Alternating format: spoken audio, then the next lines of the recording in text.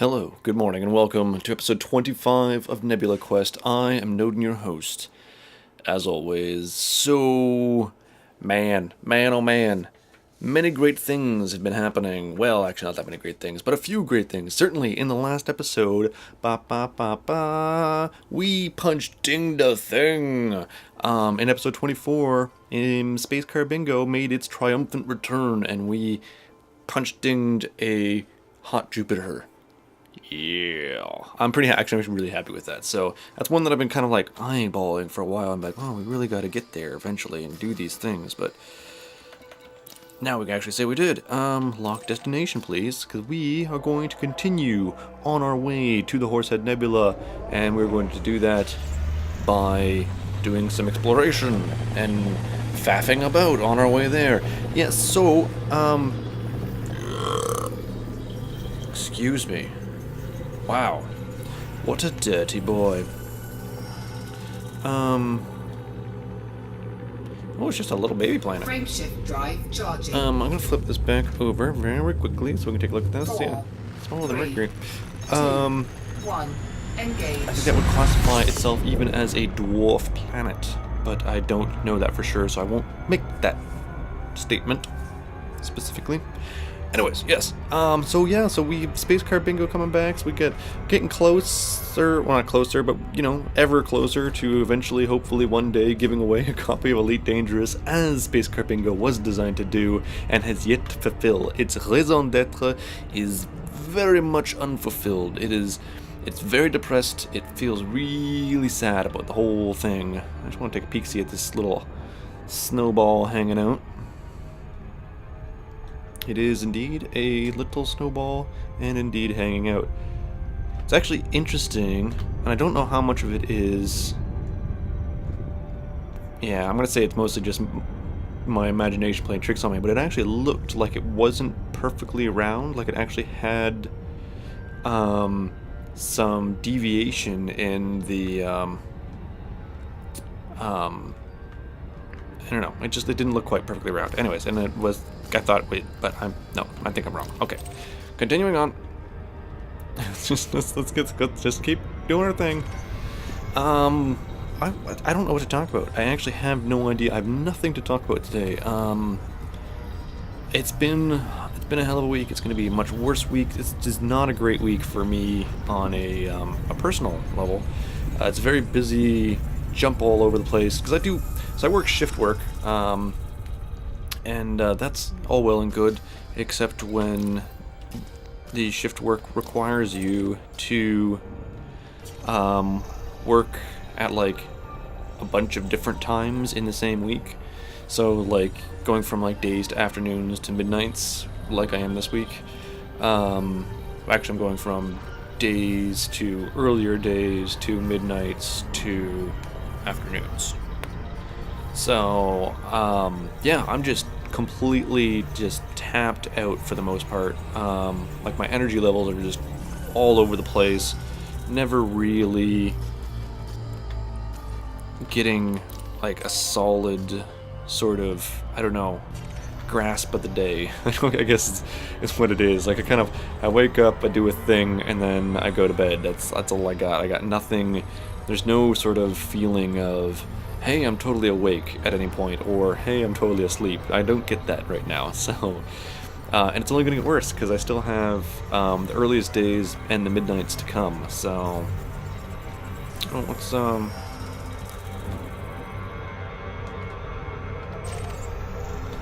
Yep, okay, come on. We'll just use our high-speed maneuvers to break around in a nice big circular motion so we can discover this other little planetoid in this binary planetary system. Man, yeah, what was I gonna say? I don't know. It's like I said, it's just kind of sleepy-ish. The interesting one is that I've also been like burning through podcasts and things. Well, I should say it's not interesting, but like the other downside to it is that I do burn through podcasts and things because my job usually doesn't require me to do a lot of actual like interactive work where I'm interacting with people, so I can kind of like be off in the corner in the back of nowhere, and I can just throw some headphones in and like listen to Neil deGrasse Tyson talk about the universe, amongst others. Okay, enjoy the Rooster Teeth podcast. I think I've mentioned that on here. It's actually really strange. I was talking to a friend of mine too, who actually like watches a lot of the Rooster Teeth content on YouTube. But that I've never got into their YouTube content, but I love their podcast. Their podcast is one of the funniest like podcasts that I listen to. I don't listen to that many of them, but that many podcasts, not that many. I listen to all the Rooster Teeth podcasts. I don't listen to many podcasts on a whole, half a dozen maybe, 8 tops. Excuse me, gonna bit burpy there, as we often are, as we are floating through the galaxy. But yeah, I don't know what it is. I find that really funny. I think a lot of their videos, I find, maybe it's just like the achievement hunter ones, I find them really busy. Like there's a lot of voices speaking at once, and it's just a bit too much. Like they just need a little bit more, or fewer, like one fewer person in the videos kind of a thing. Because it seems, I don't know, but the videos I have seen, and I can't speak to all of their videos because I've only seen like 2 or 3 or 4 of them maybe, but they're just really busy. Like they have 4 people and they're like all like struggling to kind of talk at once, and it was just a little bit more than my earballs could go for. Now that said, I mean, I do like videos that are like co-ops like that, where you've got people who are playing off of each other, and because it helps the comedy, and like even myself, like I find like I'm much funnier when I've got somebody else to kind of play with, if you will. Like when Pat's around, it's like that. Like he'll make a joke, and then like you kind of like one up them, and then like they one up you. So then the joke just kind of progresses, and you've got that relationship that you're building a joke on, and I think that works a lot better than just even sometimes just me just like, if I were just to sit here and just like say something funny, that's one thing. If I say something funny and it's related to the game that we're playing, that's another thing altogether. Like one of the things I love about doing RPGs is that it allows me to do sort of situational comedy. Let's do a dubstep scanner just real quick while we're out here a little bit farther. Nothing new. Alright, I have not actually figured out where we're going. So last week we came over to this big old star here, which is that big one right there. But we are going to continue on our way this way towards the Horsehead Nebula. And I do this every time because it just sort of almost helps. Let's go this over here. We're not going to get this far, but at least we're heading in the right direction. And I do that every time as well. Gas, good. But yeah, it's one of the things I like about RPGs is you kind of have that situational comedy. I'm not good at, like, jokes. But, actually that reminds me of, so... Frameshift drive charging. Oh, shit. I need to find a station. But that reminds me, actually, of... Frameshift drive charging. That reminds me of a joke.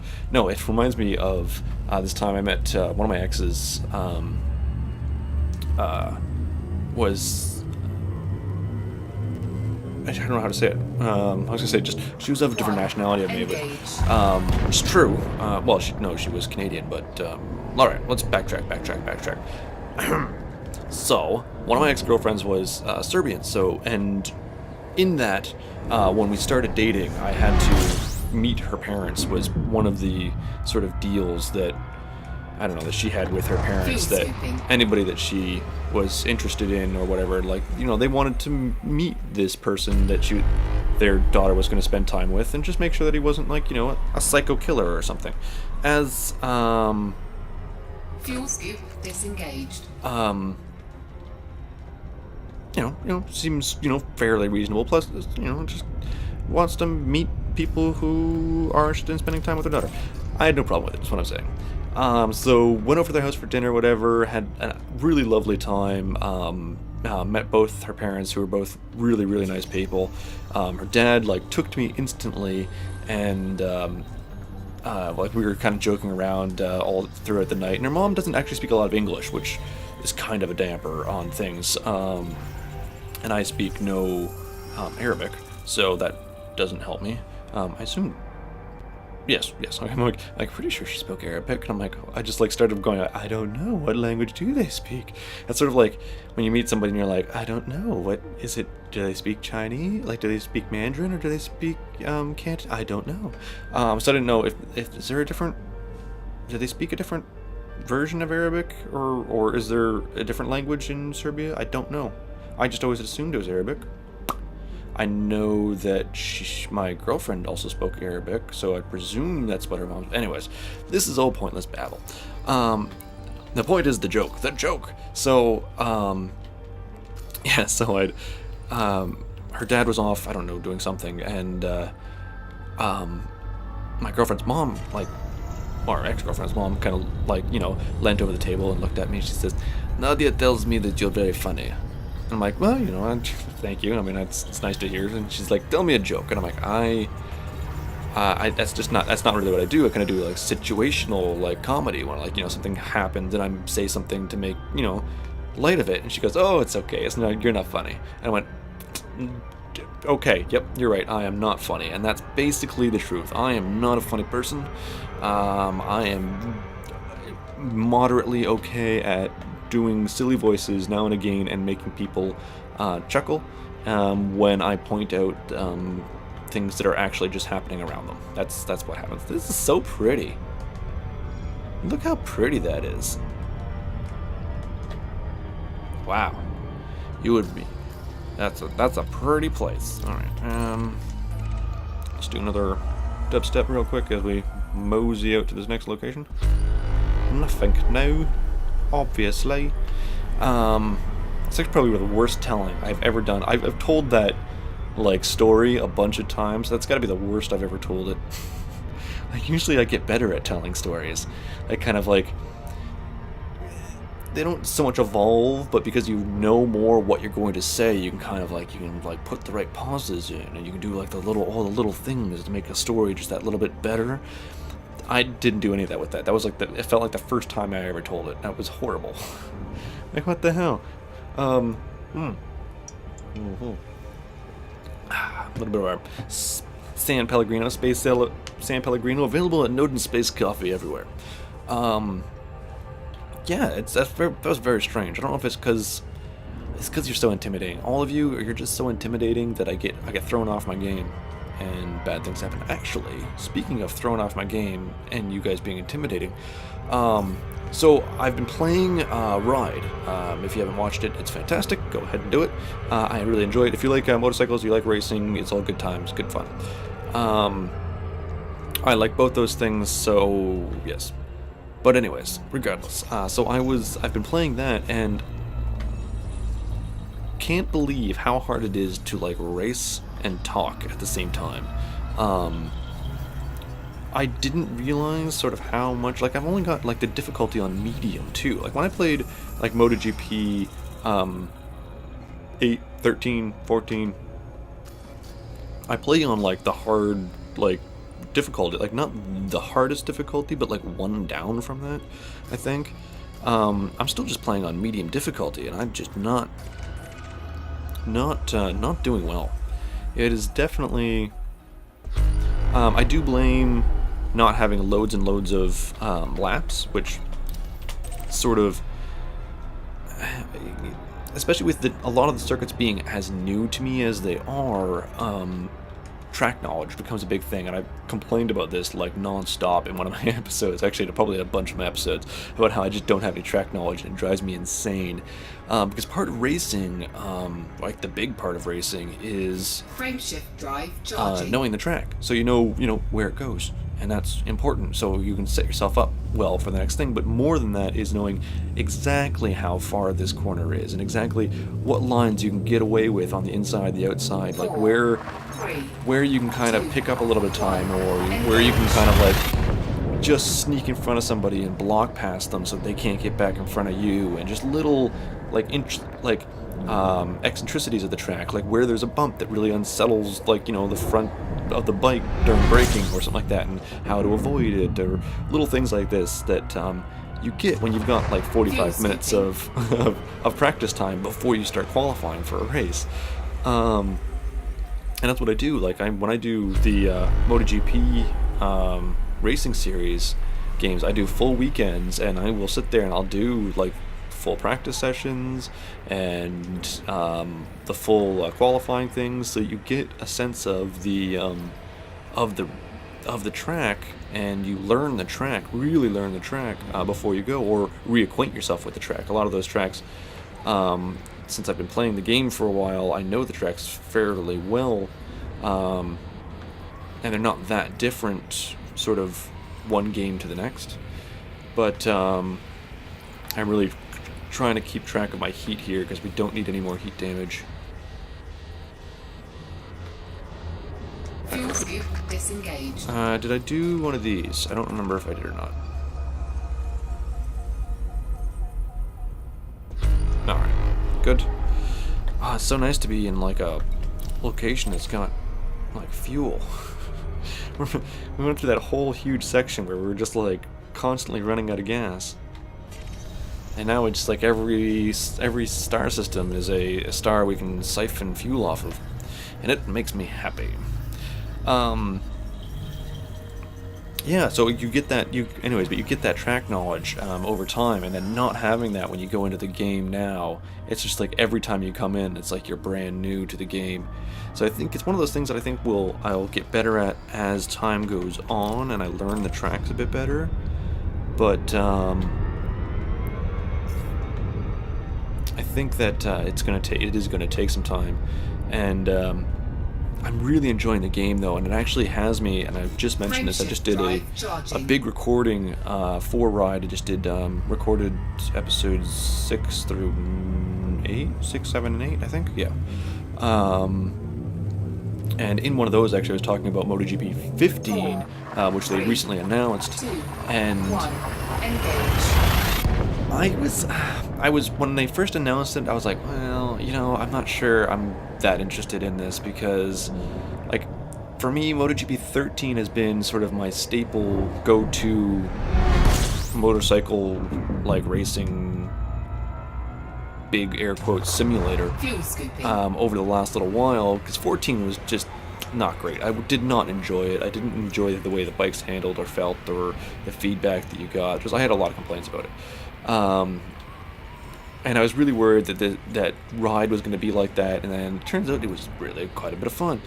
So I went back just the other day and I was playing through MotoGP 14, because I wanted to compare and see how far Ride really was from MotoGP 14. Certainly more on a graphical style. Like, I could feel definitely there was a big difference in the AI and in how the bikes seemed to feel when they were moving around. But I wanted to see, like, graphically how they changed, and I was actually really surprised at how much better Ride looks compared to MotoGP 14.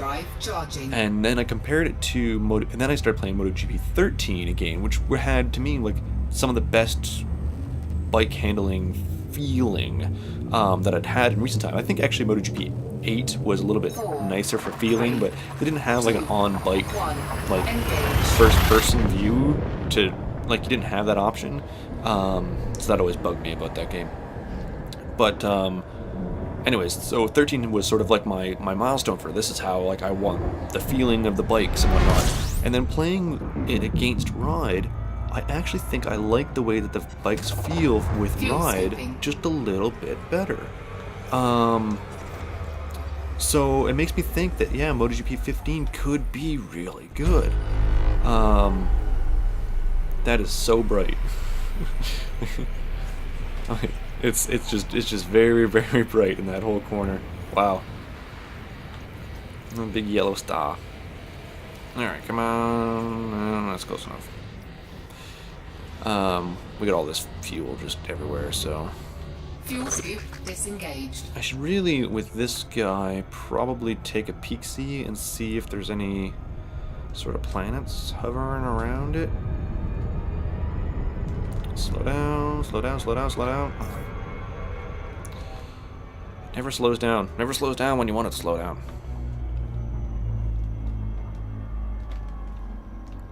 Alright. Just need a little bit more engine braking on this here vehicle. But yeah, so I think that, you know, if the handling and the feel and the braking feel and the AI, especially the AI, kind of come in to the same for MotoGP 15, I think it should be alright. Actually, I was going to say that one of my chief complaints actually was that with the AI was that it didn't feel. Actually, they've got like orbit lines on this thing. I wonder if that's a star there, or if that's just a big blob. Let's start heading towards it and wait for the our eyes to accustom to the blackness a bit. What was I gonna say? But important things.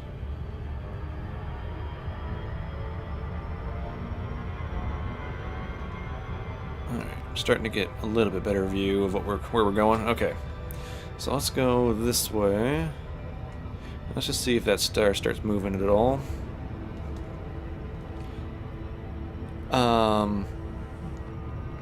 It doesn't look like it's going to.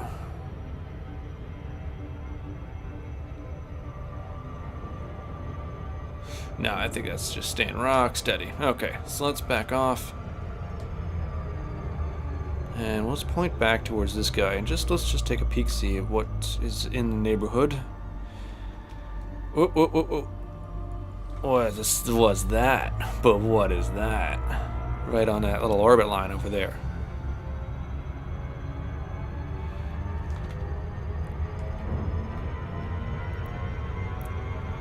Big bright lights on the horizon. And a cat doing cat things over there. Alright, this looks promising. But it looks like it's going to be very far away.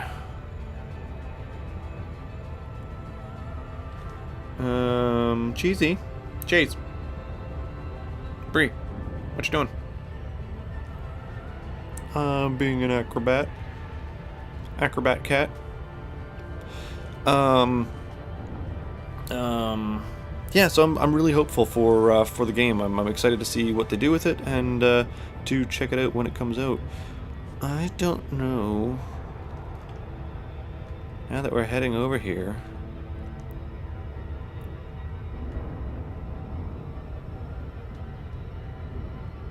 If there's a point. I'm gonna run a dubstep scanner. Pick up nothing. I mean, we're going, but I'm not getting any movement from any of those objects. I mean, they could be just that far away. But, ain't nobody got the time for that. So let's just move on. Lock destination. I don't know what's going on with the animal behind me somewhere.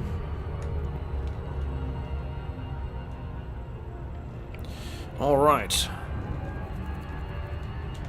Frameshift drive charging. Oh yeah, so that's what I was talking about, was that one of my chief complaints was that the AI didn't feel aggressive enough. And then episode 7, I think? 4, or was it episode 2, 6? Engage. One or the other of those. I have to get out the bleep cannon because I swear a lot, and most of it's my fault. Some of it is definitely really aggressive AI, or AI just doing, you know, AI things like just coming to a complete stop in a corner for no good reason. But that's besides the point. So I'm going to just fuel up real quick here. Let's run a dubstep scanner. Nothing now. And yeah, so we're just going to pick up a bit of fuel here, and we're going to call it an episode. So until next time, ciao, love ya. Good night.